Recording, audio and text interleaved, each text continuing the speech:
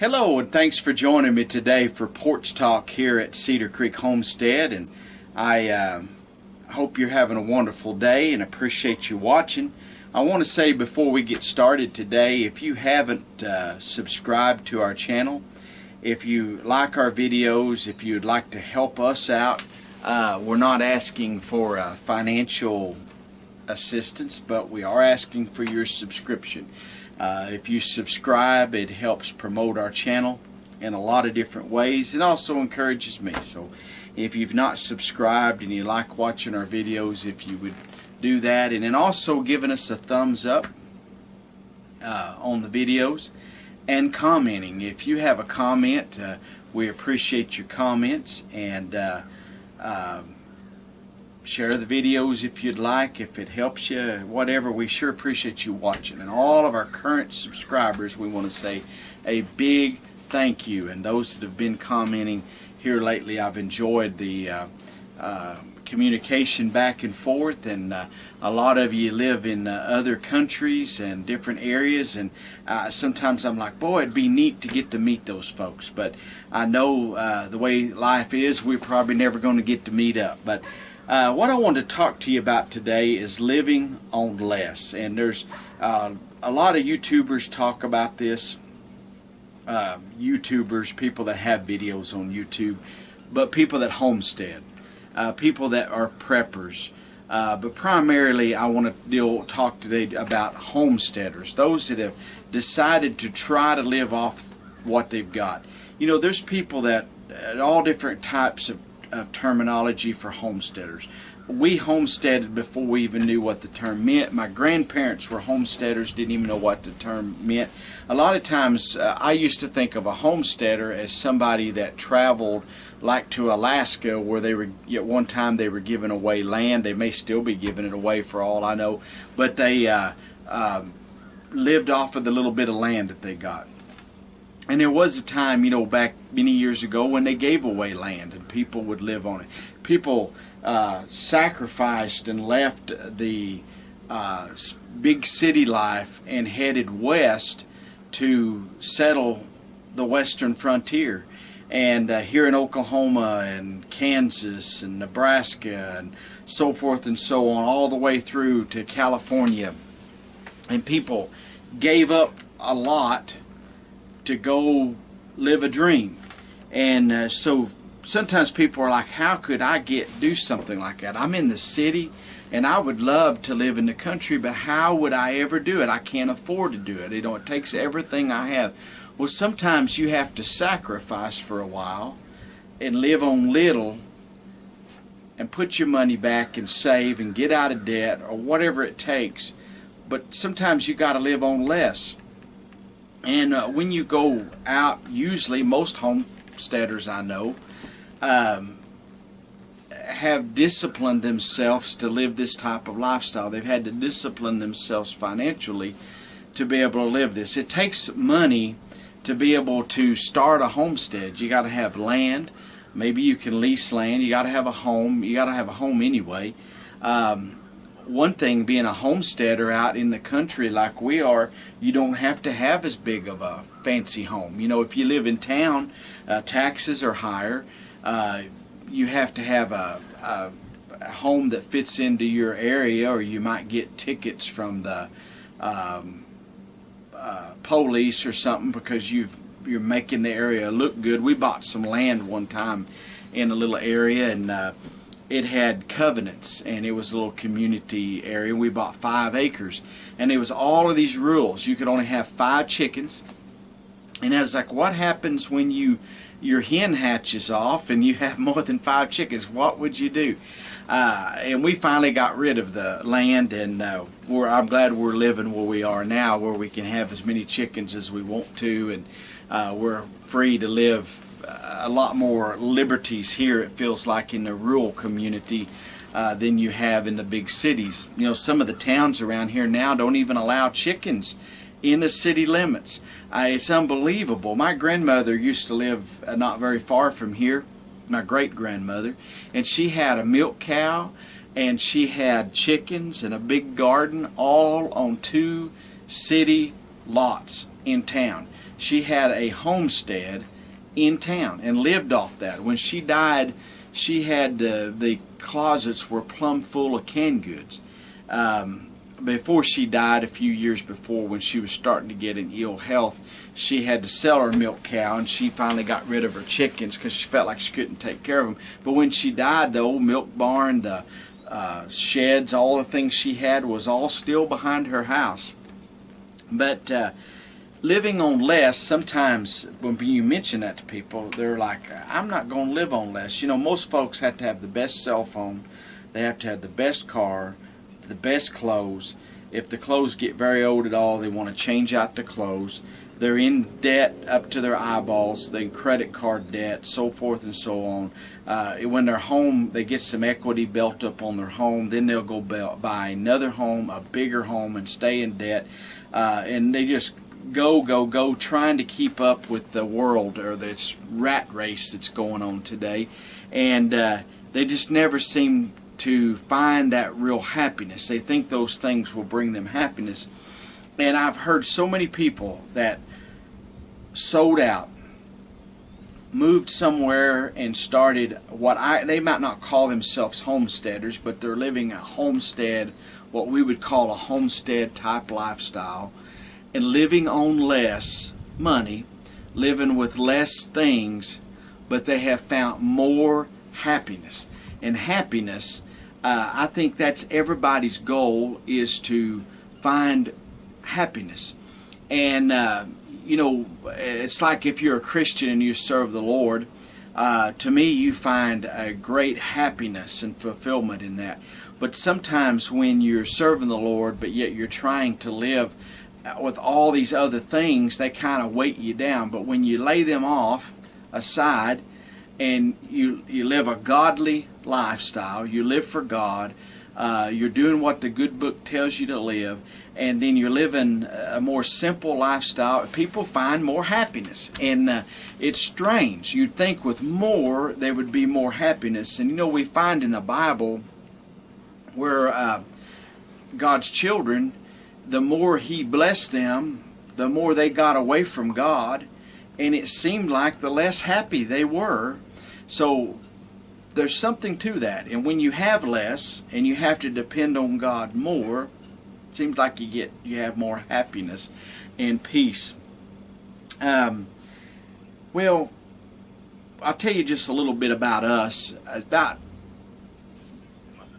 one thing we do, we don't take a lot of vacations. If we don't get to take a vacation, it's not a big deal to me. To me, this is a vacation. When I go out and work on the farm, if I go out here and build fence, that's a vacation to me. When I own my own business, I'm working towards one day I would like to be able to homestead full time. We're working on that, or I'm working on that. The problem is, in my lifespan where I am right now, I'm making good money. I work just a few miles from home here. Like I say, I own my own business. I've discussed that on other videos, but I work within 20 miles of home. Sometimes I don't even leave the city limits here, the little town that's our neighboring town here. But the little rural community, I know everybody. I don't have to advertise. It's word of mouth. I have all the work I can do. I'm really blessed. God has blessed me here. And but the thing is, when we moved here, we had to live on a little bit less. Now, as time progressed, my business built and we're doing better, but what we do, we're still live on a budget, and we're pretty strict with our budget. So we haven't taken a vacation in a long time. That's our choice. Last year we took a vacation, the first one we had taken in 15 years, and it was kind of out of necessity. My sister was getting married up in Missouri, Osage Beach area, and so I told my wife, I said, we haven't taken a vacation in years. Let's go and take us a trip. We went up through Eureka Springs, Arkansas. went to Branson, stayed a night there. We went to Springfield, Missouri, stayed a night there. Went over towards Seymour, Missouri, where there's a lot of Amish people. We just drove around, but we looked from the road at the Amish farms. We had done that years ago and just had a ball. We went up to Lebanon, Missouri, went on up to, made it to Osage Beach, and then we, on Sunday, after the wedding, we headed back. But we took a whole week off. My son, he stayed here and took care of the homestead for us, and we had a good time. It cost a little bit of money to go like that and stay in motels and stuff, but we had the money and we had the wherewithal to do it, and we'd saved our money so we could go and kind of just enjoy it. Went by Baker Seed Company. We had time, but as fun as that was, we do not have to have a vacation. I feel like our place where we live is a vacation paradise, and when I get to stay home and spend a day, so there's every once in a while we'll have slower times, especially in the winter and the fall, that I'll get to take in one day a week off. Besides, I do not work on Saturday and Sunday. I work around the homestead on Saturdays. I take Sunday off. I don't do anything but just go to church and rest on Sundays. I just main chores that I have to do. You know, you have to feed your animals. We got little bottle calves right now, and I do that on Sundays. But otherwise, I rest and I enjoy my Sundays off. Saturdays, I work here on the homestead totally, and I do a little something every day of the week. But when we slow, I'll take one day a week, and it usually is Wednesdays, and I'll take that day off. And sometimes there may be times when I get to take 2 or 3 days off. Usually the week of Thanksgiving, I take that whole week off, and I just work here on the farm, and I have a ball. I mean, I love it. My son says, "Dad, why don't you go hunting with us? Why don't you go do this? Why don't you do that?" And you know, I do hunt a little bit. I love hunting. Used to, I would just live to go hunting. It was so important to me. But now I live for this, and I have a ball. And he says, "Dad, I don't see where you get fun out of work," but it is fun work, if that makes any sense to you. But I enjoy seeing things grow and things happen. So to me, I'd rather take vacation money that we would spend and invest it back on our place and learn to live with less. And in the long term, anything I invest here, if I build a new chicken house, if I build a new barn, if I build new fences, whatever I do here is an investment here on our homestead. The more that we develop our property to be off-grid, and I would wish one day we could be totally off-grid. I think that would be awesome. But the more we could do that, the better off we would be. But sometimes you got to make sacrifices. There was a time in our life that we had, we were running low on finances. This is before we moved back here to Oklahoma. We were living up in Arkansas. And I sat down with pencil and paper, and I said, well, we could cut these things out. One of the things was we got rid of our our satellite TV, and we were on Dish or Direct, one of them, and we just got rid of it. And we don't have it now. Now we could afford it, but we don't have it. We have a thing called Direct TV Now, if you've heard of that. And the reason we got that is when there's political stuff or severe things going on, we like to watch Fox News, and we'll tune in and watch that. But you know, TV can consume you, and you know, one time when we had the Dish or Direct TV, whichever one it was, there were not just once, there were several times. You know, you get 200 or 300 channels, and there wasn't nothing to watch, and stuff has gotten so filthy and nasty, and just stuff, and a lot of your news networks have gotten so untrue, and we prefer to watch Fox. But I'm not saying it tells all the truth all the time. But what I am saying, it was what I preferred to listen to. I liked what they said. That's why we watched them. Well, we got that Direct TV now, and we do still have TV. We get half a dozen free television channels, and that's more than you can watch. I mean, on just with an antenna. In fact, I put up a better one, and one of these TVs has got a whole bunch of channels. We're not watching them, but you know, we're so busy here, we don't have time for as much television as we did at one time years ago. So, but anyway, we cut our budget. We got rid of our Direct TV. We even got rid of our trash service back in that time. started burning our trash. We lived out in the country then like we do now, and we could burn our trash, and we just started burning it. We did some things that we were able to do, and once we got our budget back in order, then we could add those things back. But we had to sacrifice to keep the lifestyle that we had. But we was also living, trying to keeping up with the Joneses. You know, you've heard that before, and it just wasn't working. I had one time a big, what I consider a big business. We do as good now with a little business. Used to, we'd spend $2,000 or $3,000 a month on Yellow Page advertising with our big business. Now I don't advertise in the phone books at all. I do business cards, you know, stuff like that. I have these little refrigerator magnets. I leave that. We just off of word of mouth. We'll do work for somebody, and they'll tell a half a dozen people, and they'll put them little magnets on their refrigerator. When they need something done, they call us. But it's so much more of a simpler life, and we live on. We don't require as much money. The amount of money that we have to have a month to live on has shrunk substantially. A big part of that's because we raise a lot of our own food. Big part of that is we don't need the latest vehicles. We've got a nice truck. I call it my Sunday go-to-meeting truck that we keep aside for just going nice places, but it's got quite a few miles on it, but we keep it looking nice and stuff. If we want to take off somewhere, we got it. I've got a work truck. I've got a farm truck. They've got quite a few miles on them, but I'm happy with them. I'm content with those things. Right here where we live, if I did break down, there's so many people know me. All I had to do is stand out by the road with my thumb out, and someone would stop. I didn't even have to do that. I believe people would just stop saying, "Hey, can we help you and give you a ride?" I got a cell phone. I can call my wife and she'd come get me. But we've learned to get by with less, and you can do it if you got your want to fix. A lot of folks would like to go start homesteading and go to a lifestyle like this, and they think they can't. But really, in all reality, once you get started, you could live on less in a life like this. One thing we did when we moved here, we bought this house that we're in. It's a double wide trailer. I had never lived in a trailer house before. A lot of folks call it trailer trash and, you know, stuff like that. And there's probably people that thumb their nose up at us when they come by and they see that we live in a double wide trailer. They're probably like, "Well, they live in a double wide trailer."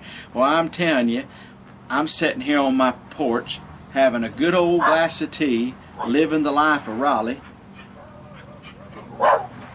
while they're crying every month having to take their mortgage payment to the bank.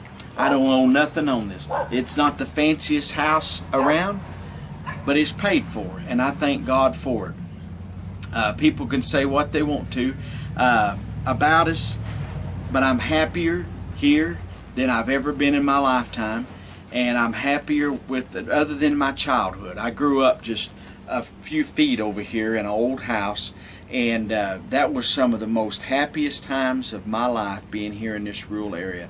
Here, I go anywhere around town, the bank or the school or wherever. They don't have to see ID. They all know who. If I want something notarized, they don't ever ask for ID. They know who I am when I come in. And I was like, I love the small town atmosphere. I love this rural community. There's some people come here wanting part of this, but then when they come here, they want to change everything. And there was a lady that was saying that she was upset because some of the stoplights in one of the neighboring towns around here was held on cables. The stoplights were across, and she thought that was just horrible. And she said they didn't have sidewalks everywhere. You had to walk on the grass if you was walking. And she went on with all these negatives. And so someone said, why did you move here if you were so great where you came from, and they had sidewalks and they had real fancy light poles for the stoplights and all that stuff? Why did you move here? And she said, well, for cheaper property taxes. Said it cost so much for taxes there, we couldn't afford to live. And they got tickled, and they said that's the same thing would happen here. If we had all of those fancy things that you want, we'd have to have our property taxes would go up. And sadly, we're having people coming in from out of state, from the big cities, and they want this to be like the big cities. No, we want this to be a rural community, and we're going to live on less, and have a whole lot more happiness and peace. And over the years, I have met so many people that lived on less, but they had so much more joy and peace and happiness. And I believe you can find it if you're not afraid to try to live on a little less. It's hard when you're making a six-figure income and you're making all kinds of money and you got the latest vehicles. Maybe you owe every dime of it. That's what's sad. A lot of people owe every dime of it to the bank, and they have to work themselves to death to pay for it all. Well, I would rather relax and live a more simpler lifestyle and live like, like I said earlier, my home's paid for. Hey, I'd like it. Don't have to worry about a mortgage payment. And as we get extra money, we upgrade our home. We do new things. This winter, we redid our kitchen.